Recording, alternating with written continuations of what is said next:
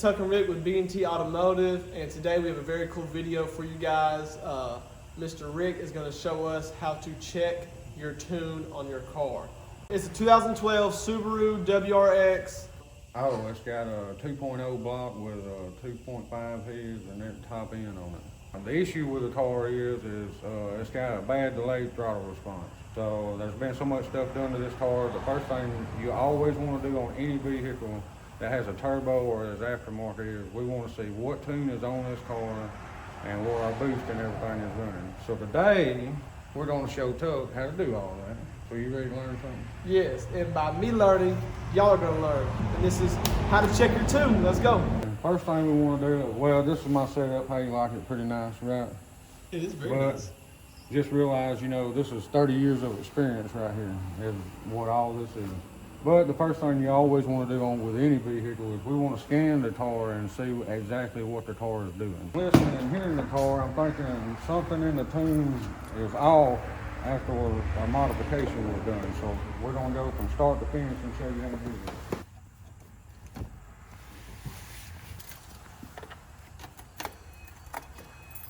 We do have a few lights. Wait on this thing to wake up. We don't want to select vehicle. Unable to communicate. It says we have a low battery, 9.8. What we want to do is we want to hook the jump box up. You always want to make sure you got at least 11 volts anytime you're doing a diagnostic or anything, and you don't want your battery to die in the middle of your test. Yeah, looks like we might need to clean this one also.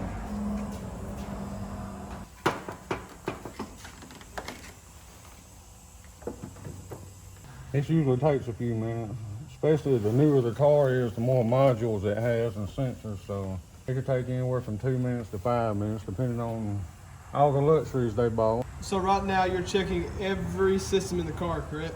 Yes, this thing scans every module, sensor, and if it's got a wire running to it, this thing scans it. The great thing with this scanner here is it has a lot of special tests you can do to all these modules and everything, so you know, instead of it takes a lot of the guesswork out of the job for real. It actually makes it really easy for the mechanic. When you diagnose the car, you can actually tell the customer exactly what's wrong with it. I can also print out any kind of information the customer would request. It also keeps it's got a cloud too that saves all your information for every time I scan your car. You can come back anytime and I can click when I can scan it and print a report out to let you know exactly what it done. It's a really cool tool. It's an expensive one, but it's got to be my favorite for sure. All right, all of the codes are clear. Let's see what came back. What we need to do is this oxygen sensor, we need to test it. The deal is let's see if we have a faulty one or maybe we have a broken wire or a loose connection or something somewhere. So do a quick run on it and see what we got. As a matter of fact, I'll tell you what we'll do. We'll hook those HP tuners up and we'll sit and watch this oxygen sensor and see exactly what it's doing. Let's try that. Oh, I use HP tuners. HP tuners. Yeah. It basically tells you just about everything you want to know about this car. So let's take this thing over to the Subaru. Let me go ahead and say this, just like every other video, you know, you see on TV. This is something, if you haven't been a mechanic a long time, it's kind of really inexpensive to buy, but you could really mess your car up with this if you don't know what you're doing.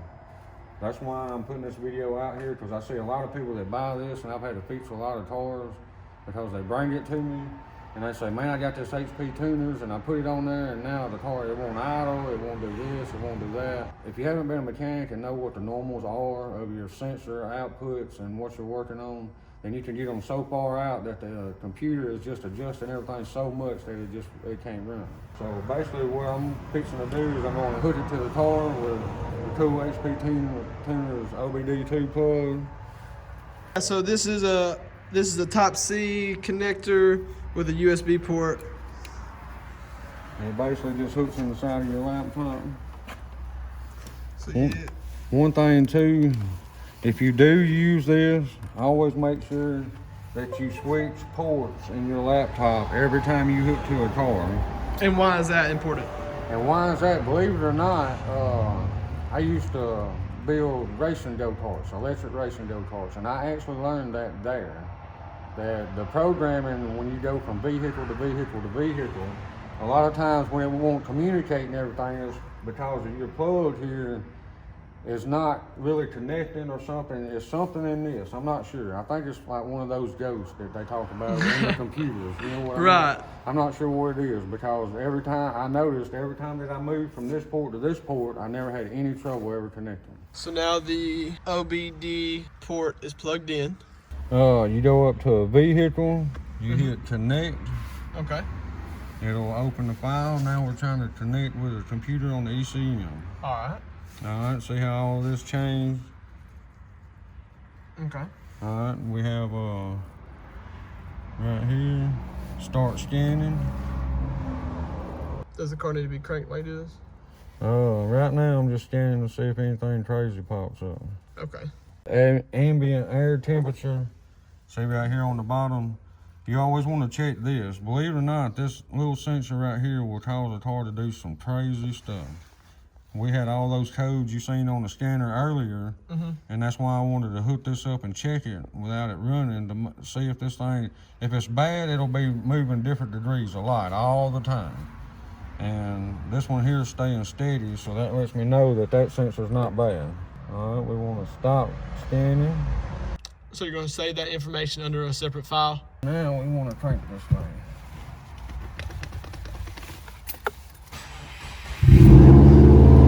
See how all our gauges and our variables.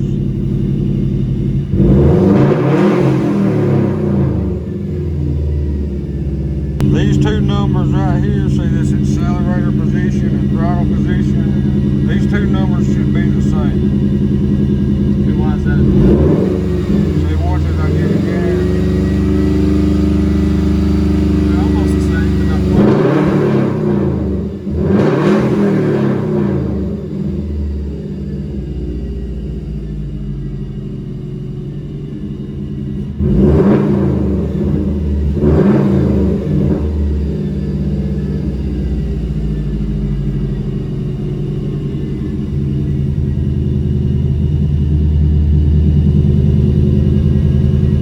RPMs are kind of high. Let's let it get up to temperature right quick and see if she idles down so we can get a better view of what's going on. Alright, so now we're letting the car get warmed up. She should be about warm.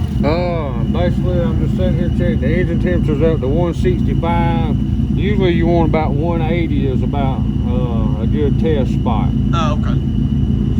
So she needs to get a little hot. A little more hot. Then we're gonna go through, and what we're gonna do is we're gonna start doing like a data log.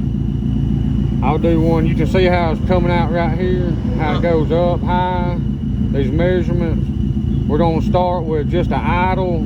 We're gonna let run, log all this. Then we're gonna do from a 2,000 to 4,000 pull and log it, and we'll do different tests at different RPMs to see what actually going on. Our throttle position sensor seems to be fine. Now I noticed the accelerator position and the throttle position are off by about one value. Is that normal?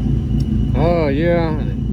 Some, depending on the setup, you could be off one or two. You know, a lot of people like their cars different. Some of them want a quick response right out of the hole.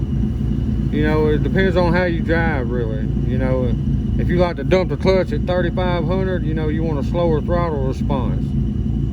That way you don't break something. A faster throttle response and a harder snatch will always break an axle. So sometimes you want power, but you want a gradual power. You don't want it all at once. Based on the values that you are currently seeing, is everything functioning normally? Can you tell there's a tune on it? Well, basically that's what I'm doing now is I'm scanning to see what tune is on it, or even if it does have one. And what I'll do after I scan this one is I'll look up another tune for a similar car, make and model, setup, and compare the two. And I'll probably try that because I'm not really familiar with a lot of Subarus. I do a lot of mostly American, you know, Toyota, a few of those, but you know, they're all basically the same. A bicycle's a bicycle. All right, now we're up to 181. So let's go ahead and do our 2,000 to 4,000 pull and start our log. All right.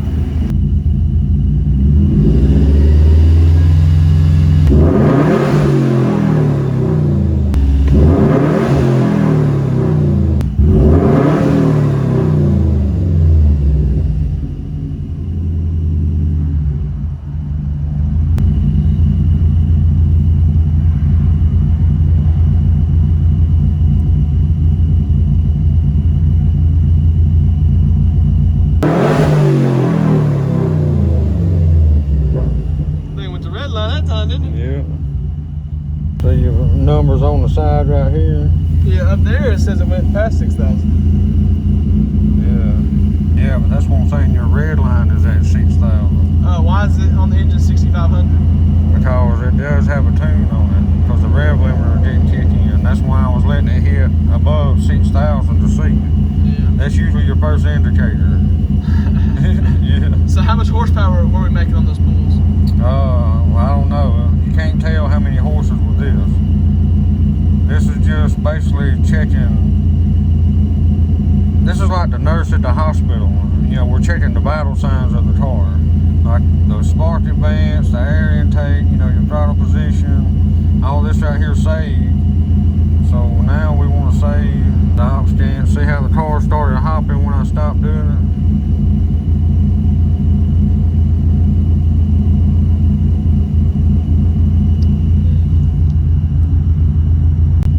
You have to disconnect from the vehicle. And that's it. Now I just gotta look over all of it. Okay, so we can turn off the car, Yeah. and he's gonna go over the charts that he created on those pulls. Yeah. And then from those charts, we can see what information?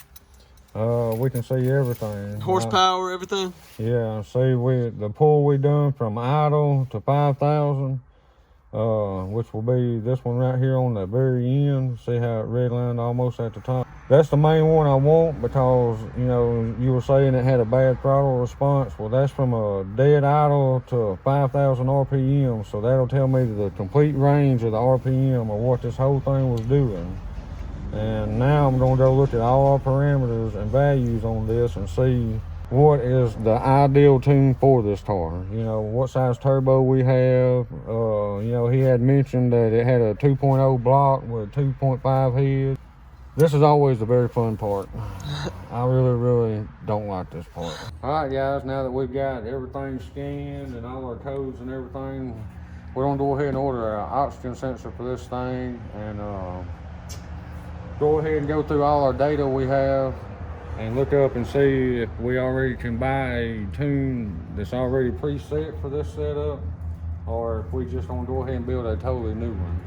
But subscribe and tune in to the next video. That way I can show you exactly what we're gonna do to the Subaru. But this video was basically just showing you how to check it and see that you do have a tune on your car and what tune you do have. The next video will show you how to change it and make it better. So guys, thank you for watching the video. Anything you see that we do in these videos, guys, we can do for your car. We are a functioning, running auto mechanical shop. So y'all make sure to check us out on Google, B&T Automotive. We're based out of Oxford, Alabama. Our address is 3411 Alabama Highway 21 South in Oxford, Alabama, 36203. So get at us. We do tunes, tear down engines, all different kind of stuff. So y'all make sure to stay tuned and check us out in person too.